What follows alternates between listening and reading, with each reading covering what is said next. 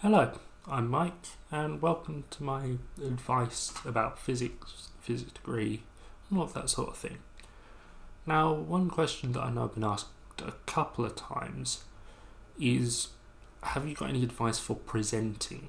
You see, what happens is this: people go into a physics degree, they have pretty good math skills, pretty good physics skills, and then they get into doing an experiment, doing some lab, and at the end of it they're asked to present their work. Sometimes it will be a simple sort of chat with someone about their work where they do a talk. Sometimes it'll involve slides, sometimes it'll be sort of longer, more involved thing. But the short is, eventually you have to learn the basics of presenting your work to other people. And here's sort of a few bits of advice that I'd give on that.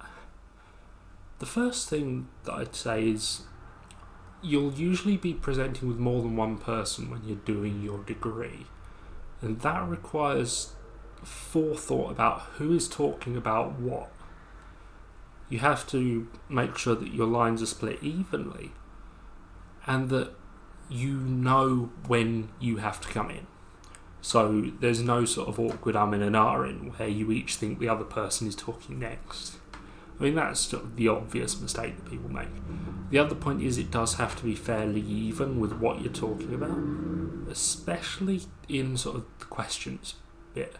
Usually you'll do a presentation, then you'll have to answer questions on it, and what can often happen is that the one loud person in your pair or in your group answers almost all of the questions.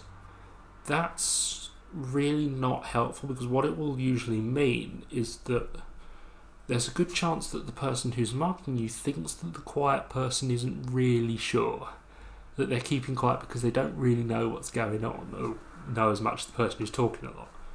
So you have to think about that. You have to make sure, okay, if I'm the quiet person, or if I'm working with someone who is more quiet, how do I make sure that they aren't punished for that? And that does require a bit of, okay, you talk about this, I talk about this. The next sort of useful thing for presentation is, if you have slides, how to deal with that.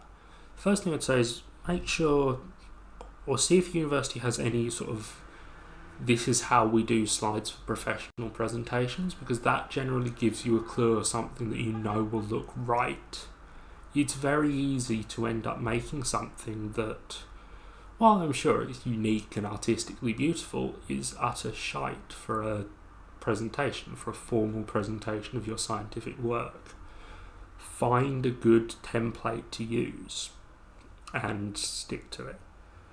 A few other things on slides: make sure you've got references if you need to reference anything. This is an obvious thing, but it often gets forgotten. If you're referring to someone else's work, you should reference it out of habit. It's not like, oh well, it's not really a scientific paper, so it doesn't matter. No, reference. You're relying on someone else's work, give them the credit for it. And also, in that way as well, reference it in a formal way, in sort of the work, the author, the page number, in sort of the right order. You know what I mean. Do it as a proper reference rather than as just, oh, it's in this book somewhere. Make sure it's clear. The other thing that I'd say, the last thing that I'd say, because I think it's good advice and because I think it's quite funny, the thing that my supervisor told me when I started my PhD, because I wasn't that good at presentations even then, and the thing that he said that was really helpful is, you are not Italian. If you're waving your hands around while you're talking, what it means is that your slides are missing something. Put it in the slides. And it's true, because you're trying to explain a physics concept, and you almost try and draw sort of an imaginary picture with your arms. No. Put it in the slides. It's good advice. It made me chuckle, and I learned from it. So anyway, that's as best as I can give for presentation advice. Thank you.